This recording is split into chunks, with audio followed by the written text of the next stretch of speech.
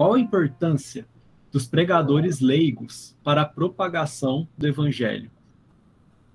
Certo. Se com isso a Alisson está falando, Alisson, do aspecto de comunicação do evangelho, de evangelismo, então é maravilhoso e essencial. Porque o evangelho não é comunicado apenas de púlpitos no contexto do culto público, mas ele é comunicado nas praças, nas escolas, nas famílias, nos metrôs, nas conversas após um jogo de futebol, após isso ou aquilo. Então, assim, se com isso você está pensando nessa ideia do pregador leigo, no sentido de que todo mundo que fala do evangelho, então é muito importante que isso aconteça. O chamado para evangelizar, ele não é só dos pastores ou dos ordenados, ele é um chamado para o povo de Deus.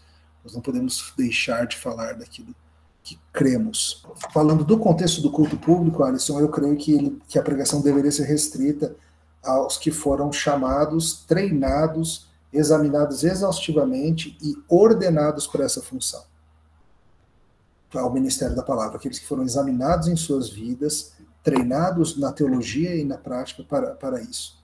Então a minha preferência é que no contexto do culto público sejam ministros da palavra fazendo isso, com exceção de aqueles que estão sendo treinados para isso. Então, em algum lugar o seminarista precisa treinar, né? Então esse é um bom contexto de vez em quando.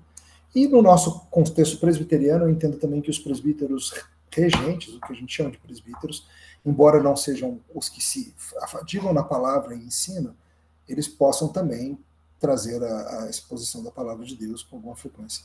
Mas eu prefiro a ideia do ministério ordenado mesmo para isso. A gente até discutiu isso no mês passado, quando a gente falava sobre culto, né? A importância e a diferença específica do culto público e do lugar que o ministro tem nisso, e a não exclusividade em outras reuniões e a não necessidade também de chamá-las, inclusive, de culto. E que, às vezes, a gente tem essa maniazinha, né? Essa mania de ficar chamando tudo de culto, às vezes fazer uma liturgia meio capenga. A semi-liturgia, né? Exato, e colocar uma coisa assim, porque às vezes é só para ter um entretenimento, e assim, como se o entretenimento fosse ruim, tivesse que ser precedido por uma coisa sacra antes, como se lanchar, as irmãs lancharem umas com as outras, os adolescentes lancharem, os jovens lancharem, não pudesse só existir por eles mesmos, assim. E aí tem que chamar alguém, não sei o quê. Ou também não pudessem existir espaços e ocasiões que outras pessoas pudessem compartilhar a palavra, um estudo, alguma coisa que ele fosse treinado para isso, exaustivo. Tal. Mas quando a gente tem um culto, a gente tem o drama, o pacto sendo reencenado ali, o lugar do ministro específico, onde ele está. A gente não tem o presbiterato universal de todos os santos. A gente... Isso é um caso específico, né? A gente mencionava sobre isso no mês passado, e que o prejuízo é muito maior do que a tentativa de usar, sei lá, a democracia como uma espécie de panaceia para a estrutura do culto, como se, não, vamos democratizar esse espaço aqui, como se a democracia, que é um princípio interessante para outros contextos, fosse ser vista também para ali. É prejudicial teologicamente, liturgicamente, imageticamente. Eu lembro de um artigo que eu gosto muito do C.S. Lewis discutindo essa questão, era no contexto da ordenação feminina das mulheres na igreja anglicana, bem no começo da década de 50.